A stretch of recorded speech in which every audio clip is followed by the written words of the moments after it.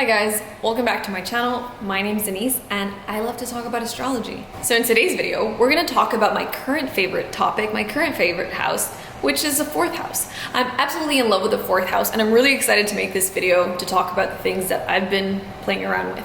So first, I'm gonna give you some background on the fourth house and give you some keys to the symbolism behind the fourth house, the things that it represents, the things that you could find hidden within there, and hidden keyword. And then I'm gonna give you some tips to help you connect with your fourth house. And this would be useful if maybe you have a Saturn in the fourth house, a Chiron in Cancer, Chiron in the fourth house. All of these things would be useful if you have some type of difficulty with your fourth house. So let's get into it.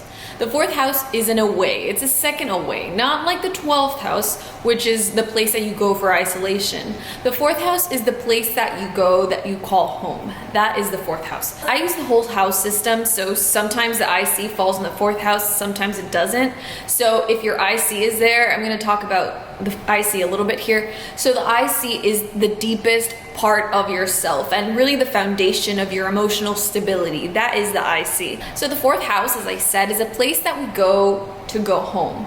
It is the place that we go whenever we feel attacked, whenever we feel sad, whenever we feel injured, hurt by somebody. So whenever somebody hurts you or somebody wrongs you in some way and you really want to go cry on your bed, where is that bed? That would be something found in the fourth house. I really see the fourth house as the real foundation of our self-esteem. Even though I haven't necessarily read this in books, I have just experienced this to be true. I'm really curious as to what you think about that. So hear me out and then tell me what you think about my theory. I really believe that the experience that you had of the fourth house really is what sets up your emotional self-esteem, that really sets you up for the future as to how safe you're going to feel within your own body, how secure you're going to be of yourself, and the things that you feel that you're capable of doing. I really tie to the fourth house. The fourth house also represents childhood, and if we think about how our childhood experiences pretty much set us up for the rest of our lives, and how we see ourselves and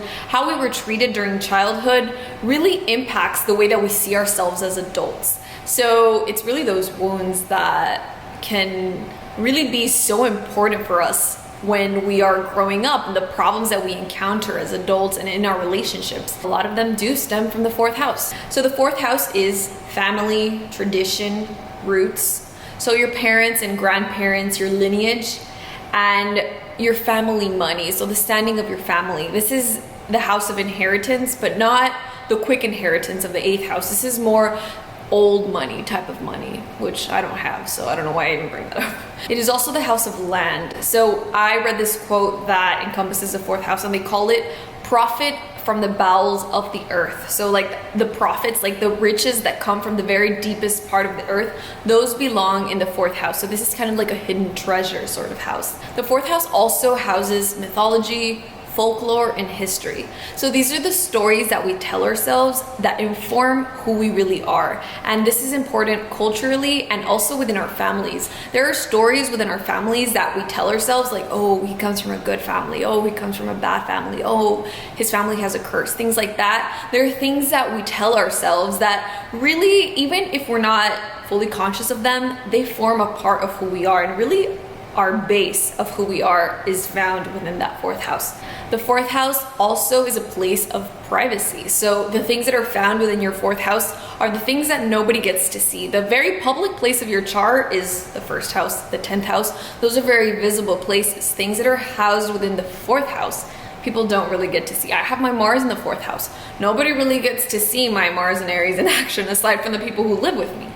Lastly, the fourth house also holds memories and things that you sentimentalize. And I associate this, of course, with childhood and really reminiscing and feeling nostalgic for another period that maybe you idealize because the time is so far removed. You know, it was so long ago that you only remember the good parts and you romanticize it. What do all these things have in common? All the things that we already talked about. What do they have in common? Essentially, the thing that they have in common is that they're all foundations.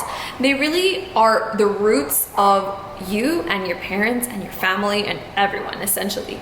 And without strong foundations, you really crumble. If you don't have a very stable foundation as a child, it's very difficult for you to establish any sort of security and stability for yourself later on in life. And this reminds me of that quote that says, if you don't stand for something, you'll fall for anything. And this really reminds me of people who maybe they suffer or they struggle with their self-esteem, and they'll end up taking just like crumbs from other people. Like they'll be in relationships with people who treat them like crap, but they'll give them like a little bit of affection and they'll settle for that. And that's because they didn't really have a good foundation when they were growing up.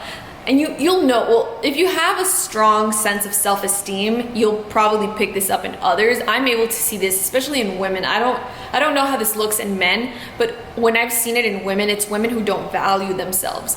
And I always know that it's because their mother, essentially, it could have been their father. I didn't grow up with a dad. So really my self-esteem came from my mom and the things that my mom really instilled in me and gave me. And it's because of that I don't take like less than the things that I expect from people. If anybody gives me something less than that, I'm gone. And a lot of women I've noticed don't have this. And I always think, man, if you had had my mom, if you would have had like a weekend at my mom's house, she would have trained you to love yourself. All these foundations are the basis, in my opinion, of self-love. And if you struggle with that, I really feel that working on your fourth house is something beneficial that could give you some really profound results that carry over to the rest of the areas of your chart and your life, essentially. If the fourth house was a place and you could knock on its door, who would open it?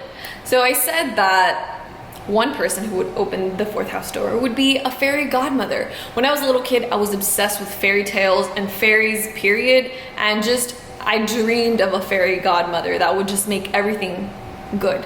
Everything that was sad, everything that was wrong, I just dreamed of a fairy godmother who would just fix everything and give you love and just acceptance. So I think the fourth house would be opened by a fairy godmother. Also maybe like a sweet old grandma that has like cookies. It makes me think of the old lady who lived in a shoe. I don't know if you guys read that story, but I really liked it. I also thought of like Mother Goose, but I don't know if you guys know who that is.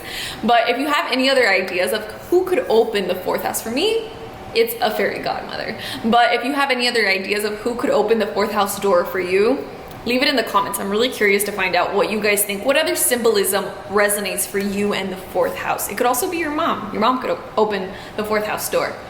Okay, so if you have planets in the fourth house, these are the planets that people don't get to see outside of your immediate home environment. So you have a behavior that is outside public in the world. So like right now, you guys see me here. You guys see my 10th house. You see my midheaven. You see my Libra midheaven. You know, I try, you know, this is the wing liner. But you guys don't see my fourth house. My fourth house is in Aries. I have Mars there. I'm actually a very feisty little lady. But you wouldn't see that because you see the Libra midheaven, which is the visible part of my chart. It's at the top of the chart. That's the most visible part of the chart. And the fourth house, which is where the IC is located most of the time, unless you're using whole sign houses, the fourth house is very private. So if you have planets in the fourth house, essentially no one outside your home gets to see them expressed, okay? So what are some ways that you could connect with the fourth house? So first of all, I said that you could let your inner child out. And one of the ways that you could do that is maybe connecting with those childhood characters that you liked when you were growing up. I mentioned fairies and the fairy godmother, but I also really liked mermaids. So very recently I got into the fourth house and I just completely let little Denise out, and she is just running wild in my house. I'm just doing everything that my little self would have liked to do or would have liked to have. Imagine the things that you wanted when you were a little kid, like a little kid, like 5, 6 years old, 7, and your parents couldn't buy for you because you didn't have money, or they just couldn't buy it for you, or they just wouldn't buy it for you, okay? That's a different thing. Maybe your parents just didn't like the things that you liked. They thought they were inappropriate. For me, it was because we didn't have any money. So I couldn't buy the things that I wanted. I absolutely loved Peter Pan and the Blue Lagoon mermaids. So I think it was a few months ago, I bought this perfume. It smells horrible because I bought it used on, what is it, Poshmark? And it was expensive, but I just had to have it. It smells really bad because it came from a house of someone who smokes a lot of weed, and it's like it permeated, so it stinks, but it's so beautiful. Look how beautiful she is. And this makes me really happy. And every time I see her, I know that little Denise within me is very pleased and very happy. But if figurines or toys are too much for you and you don't want to be weird, then you could also get books. Like this is, I've had this forever. As I said, I love fairies, so I have a lot of books about fairies, and this isn't new for me, this is old, but you could also buy some books that you really liked when you were a little kid. Another thing that you could do is you can eat foods that you liked when you were a little kid. Really, the fourth house is also home, and it's also food, because think about the comfort foods that you ate when you were a little kid. When you were sad, maybe your parents made you a particular meal, or maybe there's just a type of food that you ate when you were little that you don't eat anymore. I remember when I was a little kid, my grandma used to make me like cup noodles, but she would make them in such a special way. She used to put butter on them, and they had no like soup. It was just like dry, and it was the flavor and butter, and it was just so good. And I've never had that again outside of my childhood, and I'm talking about it and my mouth is watering. So maybe very soon I will make those cup noodles like my grandma used to make for me. Maybe you could also surround yourself with the smells of your childhood. So a particular perfume or a particular, like food even has a scent. And the reason why scent and memory is tied together is because they are located near the same place in your brain. The olfactory bulb and the place where memory is synthesized are very close to each other. So whenever you smell something, it really triggers your memory and it makes you feel like you're there. And triggering memories, you know, the fourth house memories, it's also a really good way. So a second way that you could connect with your fourth house is by studying your genealogy and your family tree. So you can really study the story of your family and really what made you who you are. And I myself was never big on genealogy. I don't have a strong moon in my chart. So, and my fourth house is in Aries. So I don't really connect with the family unit very much and with genealogy itself, but maybe you do. Or even if you don't, maybe right now would be a good time if you're having fourth house issues or a moon transit or fourth house transit, then it would be a good time for you, even if that's not normally what you're really into, look into your family lineage and essentially how you got to be where you are today. You could also do some inner child work by doing maybe guided meditations or journaling. You could also do this in therapy, but there are really like free exercises that you could do that you could find online, and meditations that really let out your inner child, and they have to do with really healing the things in your past that hurt you and maybe traumatized you and affected the way that you are now as an adult.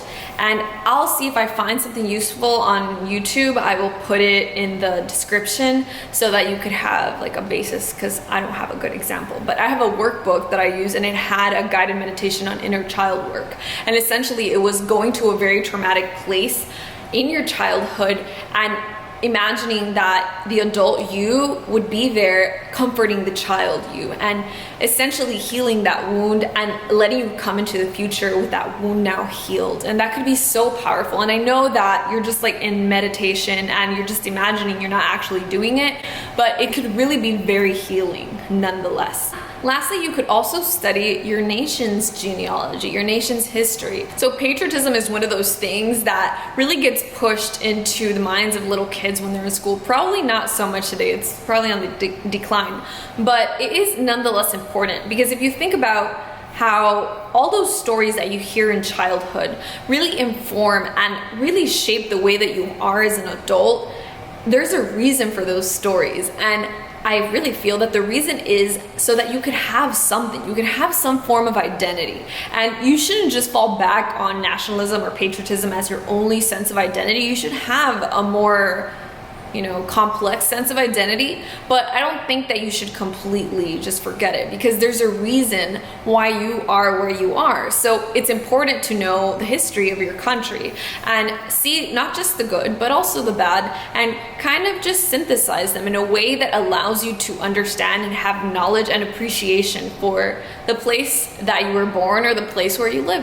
And lastly, if you have a fourth house Saturn, or if you have Saturn in Cancer, then I really recommend this book called When Food is Love. And I know that it's a book about eating and emotional eating, and like the diet part just went in one ear and out the other, but the stuff in there about self-love is just so profound, and I really recommend it to you guys. It's a lot about childhood and healing the trauma that happened to you during childhood, and it's really about taking a look at the dysfunctional behavior that we have as adults that has seeds in childhood, and it helps you find a way of discovering those things within yourself. And when you shed light on something, it is more likely that it'll get the attention that it needs. So that's the video for today, guys. If you like the video, make sure you give me a thumbs up. If you're not subscribed, subscribe to my channel. I put out astrology videos every single week, and I will see you in the next one.